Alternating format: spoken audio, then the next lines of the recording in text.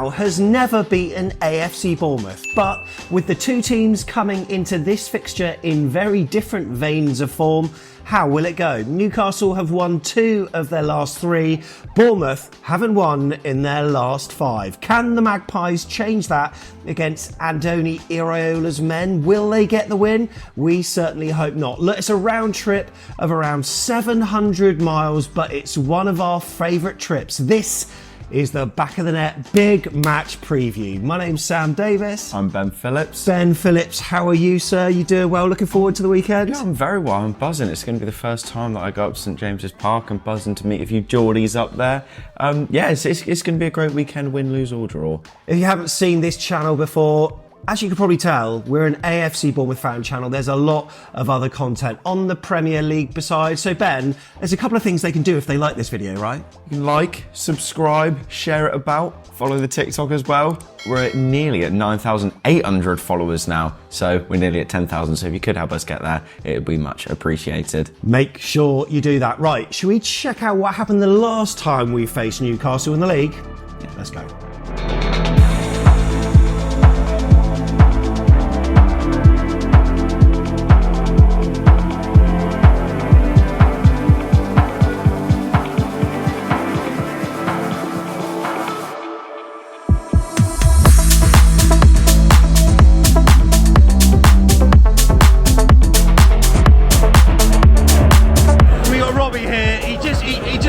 Said like Eddie Howe's our man now. He's our man. Smashed.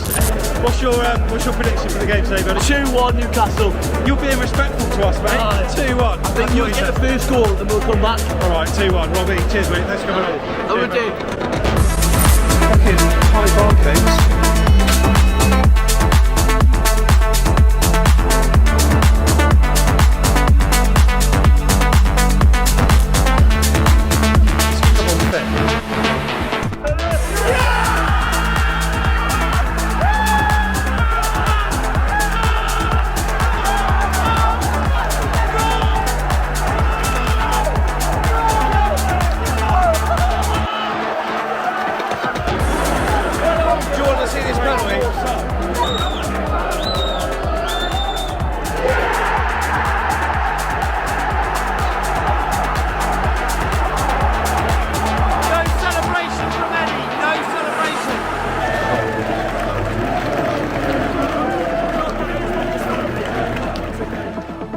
So that was September 2022. That was just after the Queen died. Oh, wow, yeah. So there weren't all the flags and the banners and stuff. We did play them in the League Cup as well. Do you remember? Just before Christmas, I think. And that was Adam a 1 Smith own goal. Adam Smith own goal. Adam, what were you doing? But that was a 1-0 win. But in the league, Eddie Howe has yet to defeat AFC Bournemouth at St James's Park. As you saw, Phil Billing scored early to take the lead. And was it a penalty? Was it not? Either way, it was a Jefferson Lerma handball that was converted by Alexander Isak. Will he even be playing? Will Callum Wilson be playing?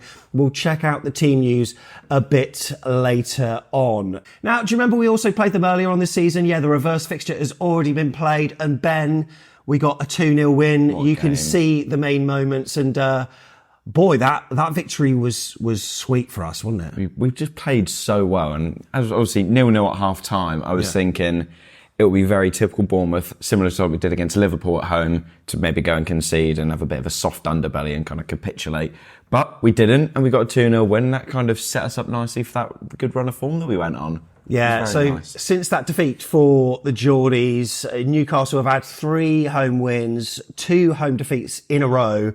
And then the last one was an unbelievable and pulsating 4-4 draw with Luton Town. We'll go through their results a bit later on.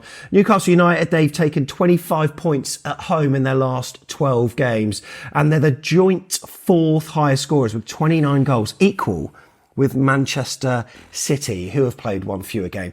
Ben, are you anticipating something different to our previous outings against them? Because I don't know, I sense that, I don't want to say it, but this time I think they may have the rub of the green over us. I've just got a horrible feeling. Yeah, sometimes you do get a gut feeling. We're obviously not on the greatest run of form, so it would be typical Bournemouth to lose heavily, and it would be typical Bournemouth to maybe win 3 or 4-0.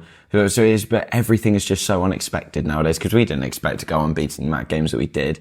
So you just never know, but I'm sure it'll be a good game. There'll be goals, because their defence isn't the best this season. True. Ours obviously isn't great, and we both like to score goals. Yeah. So I'm sure there will be goals. Yeah, 2024 has been a difficult one for AFC Bournemouth fans so far, especially in the league, because we have secured 0 wins. We're hoping that we change that.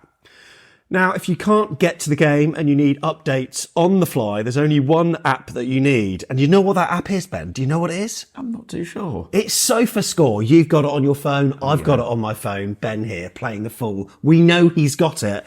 Ben, it's a great app because, look, I'm going to tell you, real-time goal notifications that are faster than sometimes watching on TV, player and team information as well, stats and heat maps. On a second look, we get our average positions from them as well. Honestly, it's a superb app, and it's the highest rated live score app on the App Store and Google Play Store as well. SofaScore is where you need to go. Just go to afcbpodcast.com/SofaScore. Links in the card, links in the description, and every app download, it's free by the way, every app download helps the channel as well. So Ben, plenty of content on the way. Outside, we usually do our fan cams. Yeah. Do you fancy doing a little presenting this weekend maybe? As long as we don't lose 3-0, then I'll be more than happy to.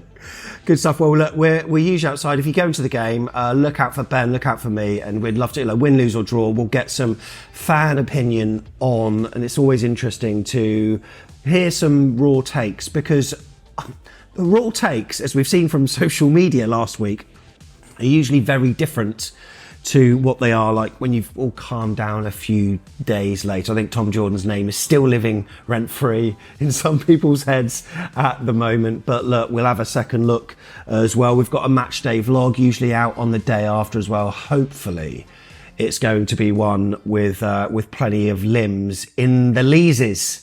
That's the stad that we're in, I think. I like that. So you've not been to Newcastle before? You've not been to St James's Park? Never. You excited? I am. But luckily, I got my tickets quite low down in the away end. I think I'm only the 4th row up. Yeah. So as long as I'm still stood up. You'll still need binoculars. Yeah, I know. I need to remember my glasses, because if I forget them, I literally won't be able to see anything. I sometimes struggle to see even at Dean Court if I don't have my glasses, let alone St James's Park.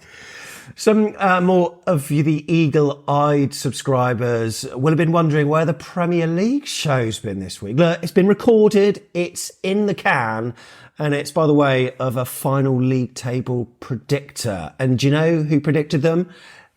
This one here. He predicted the league table. So now every so often we release shows first. We give a first look to our monthly supporters via Ko-fi, via the Telegram group. And same goes with our away day shows as well. So look, if you haven't called it already, you will on YouTube coming up in the next week or so. But look, if you want first dibs on some back of the net content, then join us on the Ko-fi. It's afcbpodcast.com/coffee. Or to find out how we spend the monies that we receive. Everything goes back into the channel, by the way. It's afcbpodcast.com/support. Okay, Ben, there's the league table. Bournemouth without a W at the moment, but Newcastle United, they're just kind of teetering on the edge of the European spots. It's been, by many Geordies fans' estimations, maybe an underwhelming season, but that's because Eddie, he built a rod for his own back last season by getting into the Champions League, didn't he? Yeah, I mean, they haven't been helped by the injuries that they've had, but they're still picking up good wins and playing well. Like the games that stuck out, Luton, Man City, in the last month. That Liverpool game was also pretty decent, despite in the first half they did get absolutely annihilated, but that was still a good game of football. So they have had some amazing games this season, whether it's in the Champions League as well. They've had some great fixtures there. So we know what they're capable of, beating some great sides. And when St James's Park gets going, it is very, very loud. So yeah, I'm sure we'll be in for a tough test because they are a good side. And we got the form table as well to show you as well. Look, this time, sort of last month before I was showing it to you, and Bournemouth fans were raving after 10 games. we were in top spot. Now we're just teetering on the edge of the kind of form relegation. Still staying up. So exactly, we're still staying up. That's the main thing. And look, it's quite interesting. The teams that are in the bottom three there, you just sort of wonder, will they be the teams that end up dropping down to the Championship? Nobody knows. Newcastle are in 13th position at the moment. Right, Ben, what we're going to do is maybe you can sort of talk me through the results, say from the start of the year, because, yeah, it has been pretty topsy-turvy for Newcastle, hasn't it? And it started off with a 4-2 defeat at Anfield, didn't it? It was such a weird game because I remember Liverpool recorded a stupid amount of XG, but obviously they lost. Oh, yeah, that was that game, yeah. Yeah, that was mental. Some of the misses are on show there were mental. And then obviously they beat Sunderland in the FA Cup, which was a very convincing derby win for them. It was huge for them though, wasn't it? Oh, it was, yeah. it was absolutely... To build that momentum. Yeah, exactly. And it was one of the ones where local pride was on the line, definitely. And then they were on the receiving end of a 3-2 loss against Man City, but that was a very, very good game with some amazing goals on show.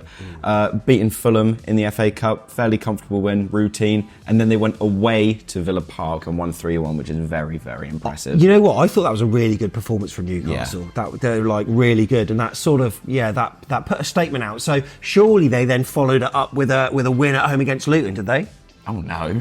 4-4 draw. I mean, I remember looking at that game because I was at another game and Luton went 4-2 up. It was just so odd. I thought when Newcastle went, I think it was 1-0 or 2-0 up, I thought, right, that'll be it. Because, Luton away at St James's Park, and then all of a sudden that happens. I mean, a mental game. Yeah, absolutely. We're going to check out our head-to-head between the two sides as well. You can see that, yeah, we have scored a W, a win, of course. That was in the home fixture. Last time we won at St James's Park. Well, look, it was 2 seasons in a row. Do you remember the classic 3-1? I certainly do. Charlie Daniels, I think, scoring the third there. And then that 1-0, do you remember who scored in that? Was it Steve Cook? Yeah. Last minute. Yeah. Last minute header right in front of our fans there. And at that point in the Mike Ashley era, they were certainly at a very low point, let's put it that way. But yeah, we've had some real interesting tussles against them. Look, our head-to-head started back in 1963, as you can see, and then we played them every so often, usually cup competitions. There was a league campaign that we spent together in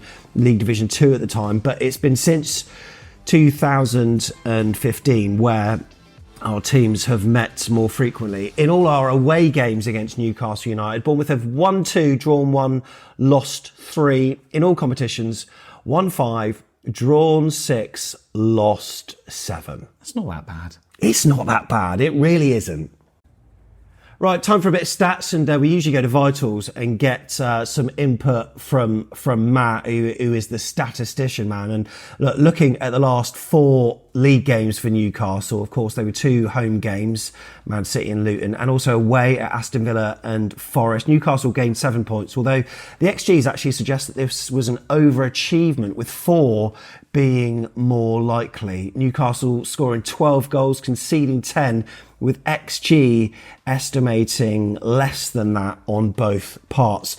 They've had 7 different goal scorers, the leading one being Shah with 3 from centre-back, followed by Guimaraes and Longstaff with 2 each. In terms of assists, Trippier's up there with 3, Guimaraes and 5 others have 1 assist each. Now let's check out the average positions as well for the last 4 games. Newcastle, they often look to leave one man high, even against Manchester City. Against Luton at home though, which I suppose might be more relevant to AFCB. I suppose we're maybe more like Luton than Man City, maybe. Who knows? Trippier, he pushed high from right fullback with a fairly congested centre of the park, although this could be the wingers swapping sides. We don't quite know. But look, some really interesting stats there. You need to head over to Vitals to see more of that. How do you think we'll go about this, mate? Because it's going to be a really tricky fixture with 2 teams that I'd say have got a fairly similar style. Yeah, but we've just got to take into account that our away form is better than our home form. So the fact that we're going away to St James's Park, we shouldn't be scared by it, because Newcastle have showed, obviously they've showed that they are a great side, but they've also showed that they're gettable. Losing to Forest at home, drawing to Luton, conceding 4 at home. Yeah. And, we could use the phrase teams like Luton and teams like Bournemouth. But they showed that they are gettable. And we've gone away to Old Trafford and won 3-0 and many, many other good games this season. So we've just got to be upfront, direct, and try and kill off the atmosphere at St James's Park early, because otherwise it could be a very long day if we don't go about it in the right way. And that's one thing that we always managed to do when we got those couple of wins previously, albeit it was under a different regime, under different managers. And if the away side scores first, it can kill the atmosphere. But I just worry what happens if they score first. And we're not ourselves when we score first. It's almost imperative. I said this to Tiggs on the second look. It's almost imperative in games that we score first. Yeah. Because otherwise we don't quite know how to break teams down, especially if they sit back. I don't think Newcastle will be that kind of side. So if they do score first, it's not necessarily the end of the world like it was maybe at Fulham. But I do think that scoring first, it helps with confidence, it helps with team momentum, and it certainly helps us to play the way that Andoni Iraola wants to play. So hopefully Newcastle might not be as strong as they usually are. They've got a few players out at the moment, haven't they? Yeah. They have not had the rub of the green in terms of injuries this season. I mean, I could probably take me more fingers on my hands to count how many players that they've got out. But yeah, they've got some big names out as well. Some players maybe have been used to having out, like Tonali. I was looking this season when they had the potential of the midfield of Tonali, Guimaraes and Joe Linton. I was like, wow. But obviously 2 of them can't play. But yeah, they've got a lot of players out. And some people with like Callum Wilson, we don't really know what's going on with him. How can you even suffer a pectoral injury? I don't get it. That's weird. I mean, what's he to like? Is he overdone the pec deck or something? Or what? I don't know. Maybe he just doesn't like playing against Bournemouth. He doesn't often play against Bournemouth. He don't want to score against us, do you, Callum? And Eddie don't want to win against us. That could change this weekend. So look, Joe Linton, Matt Targett, Nick Pope, Elliot Anderson, Willock, Isak, all been out, doubts over Callum Wilson. You can see the extensive injury list on screen. I think they've got more injuries than any other team in the Premier League there. And I mean, wow, that is quite a list. And, Jacob Murphy as well. It's going to be an interesting one. In terms of AFC Bournemouth team news, look, we're recording this before Andoni Iraola's presser, but hopefully we'll be as strong as we can possibly be. We know that Tyler Adams is still not going to be available, but yeah. I mean the back four will probably be as it was maybe, or Kirkes could come in. I don't know. Any thoughts? I don't really know, because if I remember correctly, Lloyd Kelly played against Newcastle in the home game, was actually quite good. Yeah, he was, yeah. Unless obviously my memory is false. Yeah. But yeah, so I'm assuming we will play the same back four that we have for a while, seeing as Aarons isn't quite back yet, even though he was pictured in training yesterday. But there's no need in rushing him back, because there's still many games left to play. But yeah, we've got no new fresh injury concerns, I don't think. No. So we've got a lot of depth to pick from. And there's still a lot of competition going about in the place, so yeah. Do you know who the referee is? No. Do you care? Yes. Oh, look at that. You know what? One up on Tom there. Tom never cares. Michael Salisbury is the referee. He took our game early this season against Arsenal. We gave away 2 penalties then. Yeah. So Sainsbury out. Tesco's better. Exactly. That's it. Right. Let's do teams.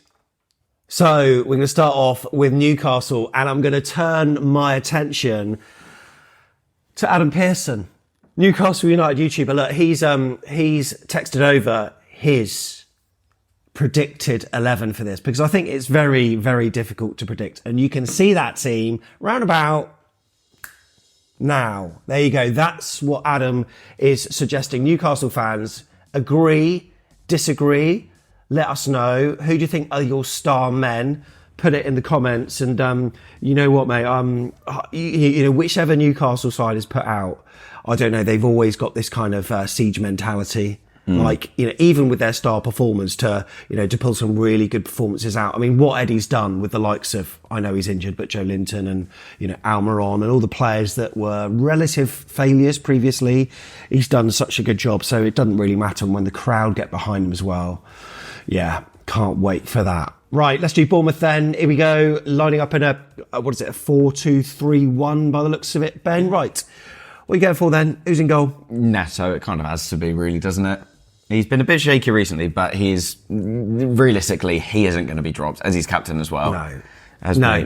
maybe it does pain to say me, because I do think we can do better there, but that's for a separate conversation. Yeah, agreed. Right, back four. Left back, Milos Kerkez. Oh, okay. Yeah, go Milos. Kelly hasn't looked 100% recently, and Kerkez offers more in an attacking sense as well. Yeah. Two centre-backs, Senesi and Zabani, that's standard. And right back, Adam Smith. We haven't really got any other option right back, have we? Can't really go there.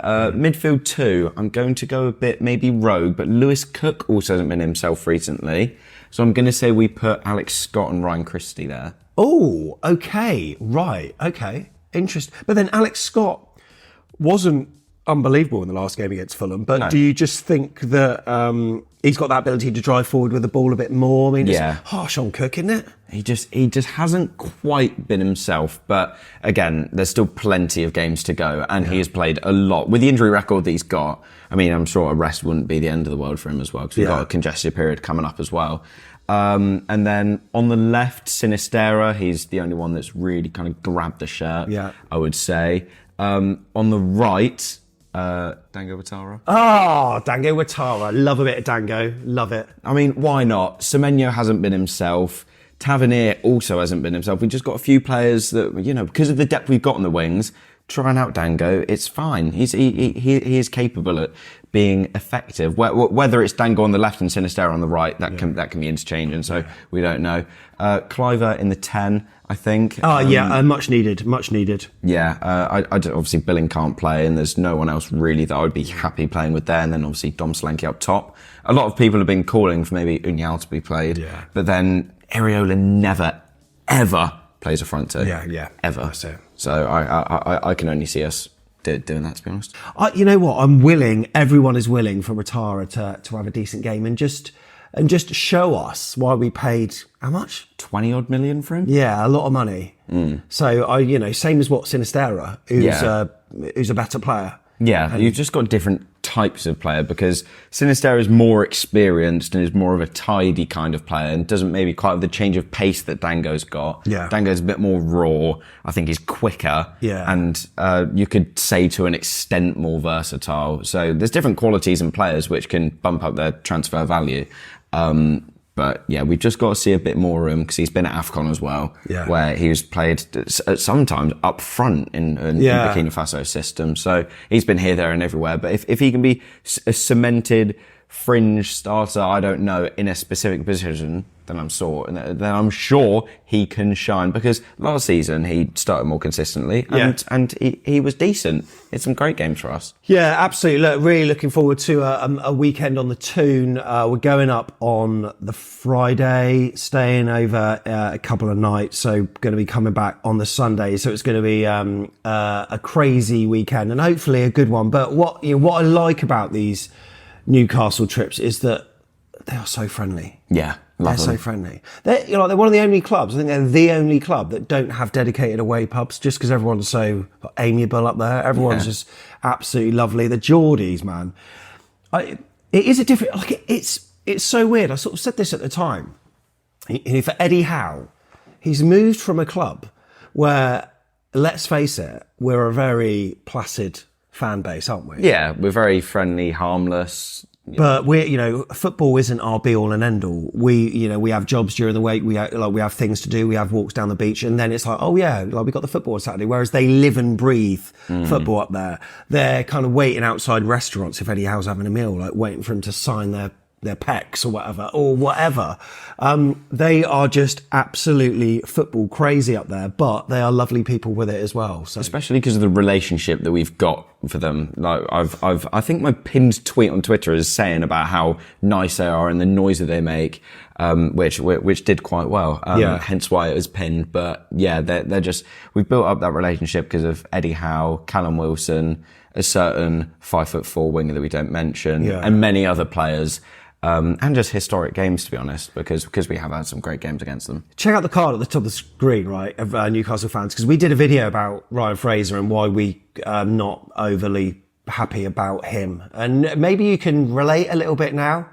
And look, he's doing bits for Southampton. I mean, of all the clubs he could have he chose our rivals, fiercest rivals in Southampton, but he's doing all right for them. And in fact, the Bournemouth trio there, or maybe quadruple in Jack Stevens as well, doing very well. Are they firing them to promotion? Well, after that Bristol City performance, I'm not too sure. But it's always a nice trip up, because not just to see the ex-players on the pitch, but obviously, Matt Ritchie sometimes in the squad. Also, not just Eddie, Jason Tyndall, Weatherston, Purchase, Schwanja, Al's up there as well. Wow. I keep on forgetting about that. And maybe rumours that Richard Hughes might be replacing Dan Ashworth, who could be going to Man United. Is that happening?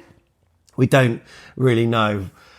Ben might not know his prediction, but we're going to ask him for it now. Ben, what you go? Shall I give you a head and heart? Yeah. All right then, come on. What are you going for? My heart's saying that we're going to lose 3-0. I don't know why. But my head, like maybe my out there optimism, is saying that we're going to come away with a 2-1 win. What? Going 1-0 down as well. That's the Bournemouth way. Wow. Why not? Okay. I'm going to go for a draw. And that's my head and my heart, I think. I think it's going to be another draw. I think the pressure's on Eddie to get a result. I think it really is.